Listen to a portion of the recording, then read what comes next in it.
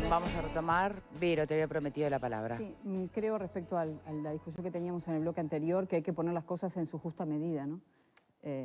Parece que de un momento a otro gobierna el país el Sindicato Médico del Uruguay, no sé, me perdí de algo, porque me parece que una cosa son los sindicatos, las academias, los científicos que están dando su visión y otra cosa son las responsabilidades concretas de quienes toman las decisiones. Entonces ahora se le está cuestionando al sindicato médico que no dijo lo que tenía que decir, que además es falso, porque recuerdo muy claramente la expectativa que había en torno al Consejo de Ministros del martes pasado, en torno a la conferencia de prensa con los anuncios, y estaban el sindicato médico y todas las organizaciones y toda la academia e incluso el GACH pidiendo que se fuera en determinado sentido. Se fue en otro sentido, no se fue en el mismo sentido que la ciencia. Una semana después, bueno, la situación tiene mucho que ver con lo que las sociedades médicas y los científicos decían. El gobierno optó por otra cosa. Y acá una y otra vez se dijo que, bueno, todos sabemos las responsabilidades que tiene cada ciudadano y eso nadie lo va a negar, pero se dijo que el gobierno es quien toma las decisiones por el camino que se va. Entonces, no entiendo cómo es que ahora se le cuestiona al sindicato no haber advertido determinada situación que además es mentira. Sí lo dijo. Entonces, tal vez sea una manera de distraer la atención y no poner las responsabilidades donde tienen que estar. Podemos discutir si al sindicato médico le compete, bueno, hablar de economía, decirle al gobierno lo que tiene que hacer en ese sentido o no, pero cuando se propusieron medidas que el gobierno no escuchó, una y otra vez se dijo, bueno, el gobierno está en su derecho de no escuchar las medidas de confinamiento más severos que proponía, porque no era la cuarentena obligatoria, sino medidas de confinamiento más severos que proponía el sindicato. A partir de allí creo que las discusiones son válidas, pero no podemos cambiar los actores y ponerlos en sitios distintos, ¿no?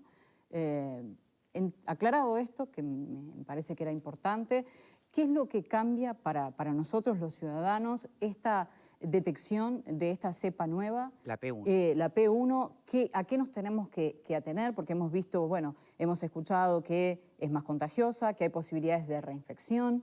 Eso se ha hablado poco, el tema de la reinfección. La vacuna que hoy tenemos, la vacuna del laboratorio chino Sinovac, eso no es efectiva. ¿Cuál es el escenario que hoy tenemos con esta nueva cepa? Agradezco las consideraciones iniciales, es así. Respecto a la cepa, agrega complejidad al problema porque una de las características que tiene es que es altamente transmisible, 2 veces más contagiosa que las otras cepas que estaban identificadas en nuestro medio. Eso hace que en la sociedad tengamos más probabilidades de contagiarnos. Y como hablábamos en el corte, acá hay una dependencia absoluta del total de contagiados, que lleva esto casi que al terreno de las matemáticas, ¿no? 1 o 2% van a ir a terapia intensiva y eso con el consecuente daño. Entonces, si la cantidad de personas contagiadas es mayor, hay un 1 o 2% que no hay manera de evitar que vayan a terapia intensiva. Entonces, ese es el riesgo, ese es el peligro.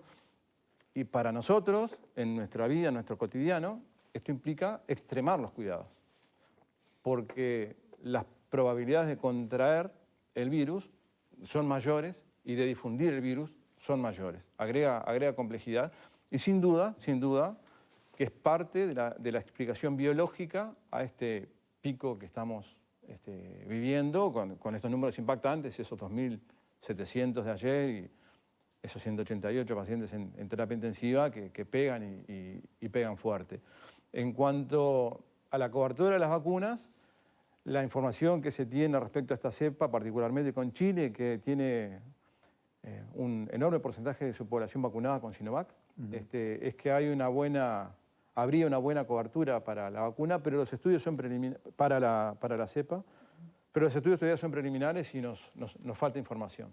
Así que... Y respecto a la reinfección, ¿alguien que ya haya tenido coronavirus con la cepa que circulaba aquí en Uruguay, puede volver a tenerlo con esta cepa? No está demostrado. Se han reportado casos anecdóticos al respecto, hay algunos trabajos científicos al respecto, pero no es la generalidad. ¿Y más contagiosa no significa más letal? No, se ha mostrado que no es más letal, pero lo que sí es más problemático Va a haber más muertos, es la cantidad de personas que se van a contagiar. Y eso te infla el 2% Sí, de fallecidos. Lo menos satura el sistema. Lo que me angustia mucho es pensar en la gente que se dio la primera dosis de la vacuna y eventualmente por la alta capacidad de contagio que tiene esta cepa nueva, se infecten. Tenemos colegas en terapia intensiva vacunados. Vacunados con Pfizer, que contrajeron la Con la enfermedad primera dosis, en la primera dosis, pero que no llegaron a generar inmunidad. claro. Sí, Ese estamos dato viendo eso. es terriblemente angustiante. Porque lleva tiempo, generar inmunidad lleva tiempo, ¿no? Y esto además 15 retraso días después de la enorme. segunda dosis es el plazo que tenemos que tomarnos, tener en mente como para pensar que tenemos inmunidad para que la vacuna nos proteja de contraer enfermedad grave y de morir. Eso sí es seguro. ¿Es otro escenario con la P1 presente? No, el escenario es lo que acabamos de decir, ¿no? Más cuidados y más riesgos para el sistema en general. Individualmente, si logramos vacunarnos, tendremos esa protección. Lo que nos preocupa, sí, respecto al tema de vacunación, es poder llegar a las poblaciones de riesgo, ¿no? Porque por la disponibilidad de las vacunas, por la evidencia de Sinovac para los mayores de 60 años y de 70 años, por la logística de Pfizer, que requiere determinadas condiciones para ser inoculada, y por cómo está llegando Pfizer de a 50.000 por semana, como para vacunar a la franja de 70-80, que son los que tienen más riesgo y que son los que están quedando en espera. En la espera en este momento. Eso también nos abre un compás de incertidumbre en el sentido de que nos preocupa mucho que la población de riesgo sea vacunada, ¿no? Claro. Se está vacunando en los LPM, pero hay en los centros de reclusión, pero hay muchas poblaciones que necesitan ser vacunadas para protegerlas. Y bueno, esperemos que el Ministerio de Salud Pública rápidamente pueda implementar la logística para que eso se resuelva. Bien. Sí. Al ritmo que se está vacunando, suponiendo que las vacunas van a seguir llegando como llegan con todos los anuncios que ha hecho el gobierno, ¿en cuánto tiempo podemos lograr una inmunidad de rebaño, como se dice? Se estima que para julio, agosto recién lleguemos a ese 70%, se estima, pero claro, el ritmo de vacunación por distintos motivos está siendo menor al esperado, ¿no? Si recordamos los anuncios del presidente cuando anunció la llegada de las vacunas, la expectativa y la logística está montada como para vacunarse 30.000 por día, y no llegamos a 30.000 por día, por distintos motivos. Entonces, es muy importante que la población, que todos los colectivos, que todo el mundo se vacune, apenas tenga la oportunidad, con la primera vacuna que tenga disponible para su franja asignada. Y creo que ese es el mensaje más fuerte y más potente, en paralelo con toda esta discusión. Nosotros estamos haciendo una fuerte campaña convocando a la vacunación, porque es la herramienta para frenar esto. Los datos de Israel, con una fuerte caída de los enfermos, desinternados, de enfermos graves y de muerte, son muy elocuentes en ese sentido. ¿Puedo hacer una pregunta que me perdí realmente de cómo hizo la evolución en Israel? Al tiempo que empezó con su plan de vacunación y empezó con digamos, evidencias de relativo éxito, ¿no? En cuanto a los contagios, ¿mantenía aislamiento? Estrictas medidas de confinamiento, 3 confinamientos estrictos con cierre de fronteras, sí, claro. Ningún país sorteó esto con una sola medida, con confinamiento sin vacuna o con vacuna sin confinamiento. Bien. ¿Cómo nuestro país encuentra el punto de equilibrio para que con el menor daño posible podamos sortear esto? Lo único seguro es que así no lo vamos a lograr, o sea, algo hay que hacer. Lo que parece claro, de acuerdo a la evidencia, es que solamente apostando a la inmunización con las vacunas no vamos a llegar. llegamos, porque la carrera contra el tiempo para lograr la inmunidad de rebaño, y más con la aparición de la cepa P1, la perdemos. El costo que puede llegar a tener en vidas es muy alto. Por eso, nuestra desesperación, habiendo recorrido los caminos políticos progresivos y de respeto a las decisiones de gobierno que hay que tomar. Estos caminos fueron hacer los planteos, las declaraciones, las reuniones con la autoridad sanitaria, comunicaciones con Secretaría de Presidencia, transmitiendo esto, pero en un respeto, porque gobierna quien gobierna, y el presidente lo dijo, quien toma las decisiones es el gobierno. ¿En el acierto o en el error? Que esas decisiones tengan una armonía con la evidencia científica, y todos las vamos a apoyar. Todos vamos a apoyar y nos vamos a encolumnar porque no hay otra manera de salir adelante. Sin embargo, hay un punto que me quedó dando vuelta en la cabeza, que estaba incluido en el documento del GACH de febrero, y de hecho, después de la última conferencia del Ejecutivo, donde se quitó la obligatoriedad de la presencialidad en la educación, el GACH, y se usó mucho como para advertir el distanciamiento entre el GACH y el gobierno, ¿no? El GACH decía que lo último que se tenía que tocar era la presencialidad en las escuelas. Y de hecho, desde los sindicatos docentes salieron a decir que no se debió tomar la decisión de quitar la obligatoriedad. Hoy, en los hechos, va la cuarta parte de los alumnos. Vemos que está ocurriendo eso, justamente. La intención de que la educación sea lo último a tocar es así. Lo que pasa es que empezamos a hablar de la educación y no estamos hablando de otras cosas. No es razonable que se cierren las escuelas y liceos en Rivera y que se pueda ir a comprar a un free shop con los ómnibus de brasileños que vienen a comprar. Entonces, y no tengo nada contra la actividad económica de la free shop. Estamos hablando de pausar esto hasta que esto esté en control. Pero cuando empezamos a hablar de la educación, antes de hablar de todo lo demás, es el problema, ¿no? Cuando la educación es esencial. Y tocamos la educación. Y alrededor de la educación está no solamente... Pero ahora sí hay que tocarla. En los hechos se tocó sola, a Es eso que voy. se fue tocando sola por la vía de los hechos, Sí. porque ese 2,5 de contagios que se verifican en la educación... Sí, que se duplicó. Implican también, ese 2,5 implica que un alumno positivo, una maestra positiva en una clase es cuarentena para toda esa clase, hisopado para toda esa clase. Entonces no estuvo mal el gobierno cuando quitó la obligatoriedad de la presencialidad. Para mí tendría que haber ser prohibido. No, Además de que no haya hecho yo- otras cosas, pero son cosas distintas. Creo que se tendría que haber generó una suspendido. distorsión muy importante, transfiriendo la responsabilidad de los padres en enviar los hijos al colegio o no, que por transitiva se nos transfirió a nosotros porque nos preguntan a nosotros.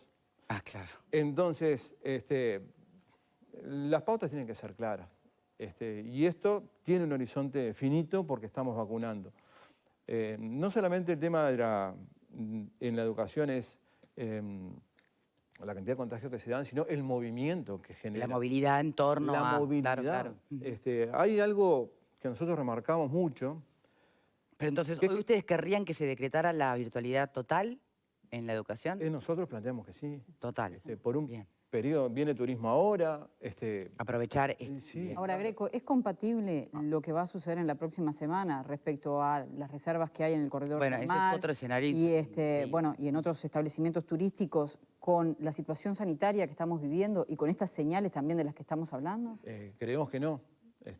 Creemos que no es coherente este movimiento turístico, general turismo, que todos lo queremos. A ver, duele en el alma todo esto, pero puede llegar a generar mucho daño con esta situación. En la salud, todos queremos la presencialidad.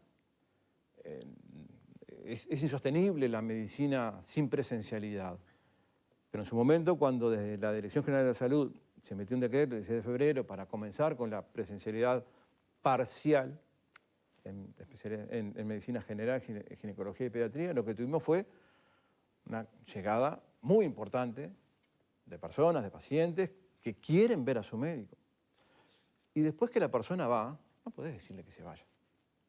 Entonces, lo que empezamos a ver en los distintos lugares de asistencia es gente esperando en las salas de espera. Aglomeración. Aglomeración. Entonces, la intención está y el concepto lo compartimos. El tema es el timing, el momento en que estamos viviendo.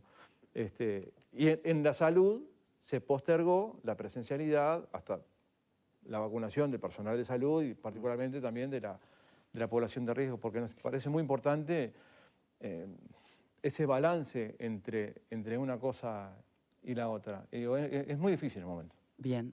¿Querías hacer una pregunta? Sí, yo quisiera hacer primero una aclaración respecto de la representatividad del sindicato médico. Yo tengo entendido que tiene unos 8.000 médicos aproximadamente en el padrón y que votan unos 3.000.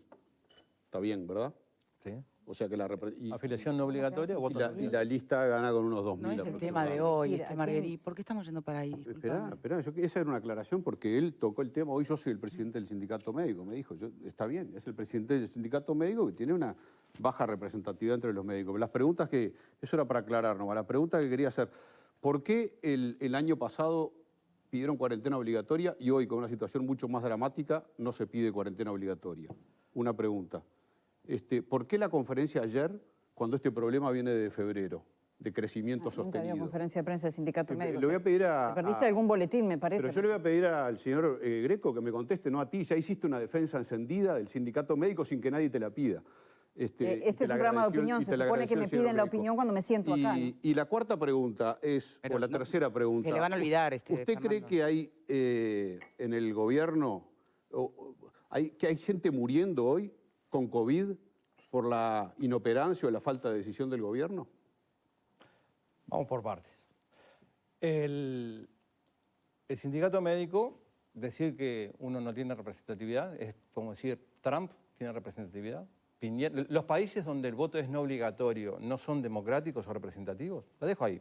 No, pero además de vuelta, fue el sindicato no, y 20 comunidades científicas que entonces, dieron la conferencia ayer. La pregunta Vamos a la apunta que otra. por algo no hay participación en el gremio. Por Bueno, algún motivo creo será. que es una discusión que No es el día de hoy, por no, favor. no. Sí, las siguientes preguntas. que no ha lugar. Anotan las preguntas a la próxima y vengo con las preguntas que me digan. No, simplemente como moderadora me puedo dar ese pequeño lujo. Sí. No sé, podemos discutir de lo que No, usted- por favor. Después hizo preguntas que sí eran al lugar, digamos, que tienen que ver con el tema. ¿Las recuerda? Pregunta, ¿por qué hace un año Porque hace un año, la cuarentena obligatoria y hoy no? En aquel momento lo planteamos en esos términos y con esa denominación, porque estábamos en un escenario de absoluta incertidumbre, con un sistema de salud no preparado, con autoridades de ACE que aún no habían asumido, con una capacidad de testeo del país que era de 28 test por día, 28,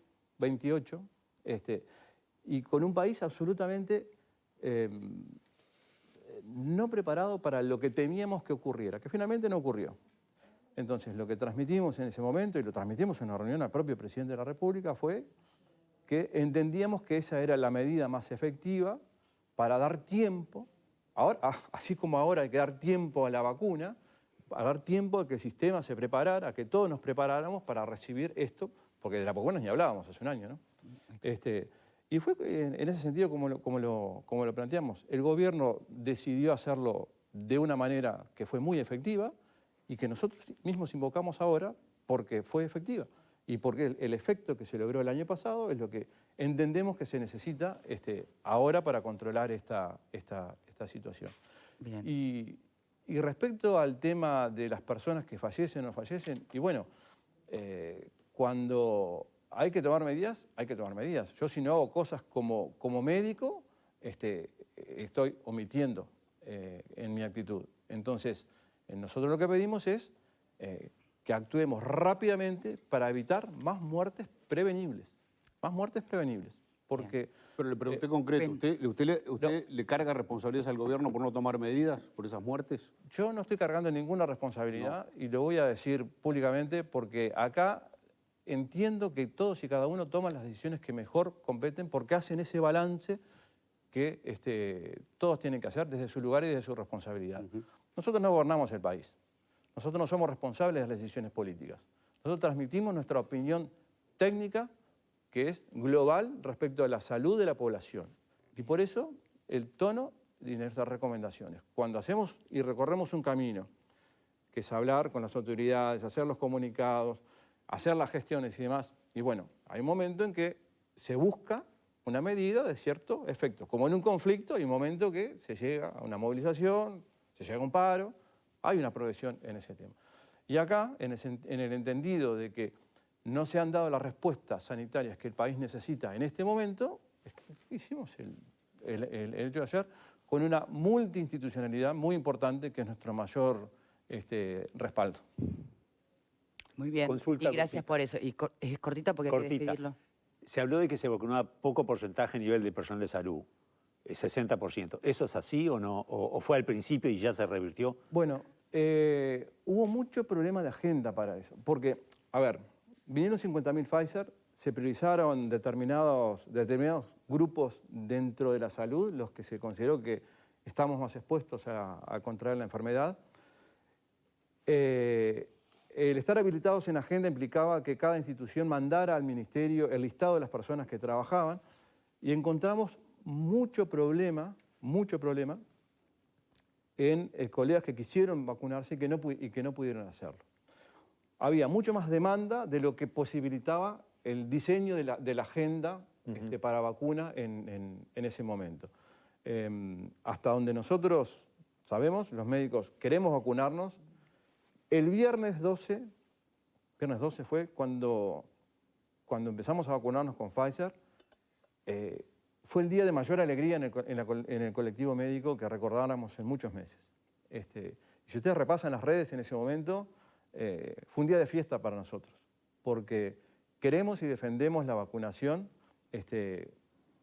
absolutamente. De hecho, los problemas de agenda después siguieron, bueno, es otro tema. Pero creo que ese dato, que también se ha usado, invocando un poco compromiso del colectivo médico al respecto, creo que está desvirtuado por esta situación. Los médicos queremos y convocamos a vacunarnos y vamos a hacerlo en la primera oportunidad. Y de hecho, muchos médicos que fueron habilitados para ser vacunados por edad con Sinovac se vacunaron una semana antes con el propio ministro. Ayer una doctora, ejemplo. la doctora Manaro, justamente que es cirujana plástica, dando un excelente ejemplo, como digo, vacunándose con Sinovac. La mejor vacuna es la primera que nos toque y la que tenemos en el cuerpo. Y ese es el mensaje. Doctor Gustavo Greco, muchísimas gracias por habernos acompañado en el día de hoy. Muchas gracias. Vamos ahora a abordar otro aspecto que tiene que ver con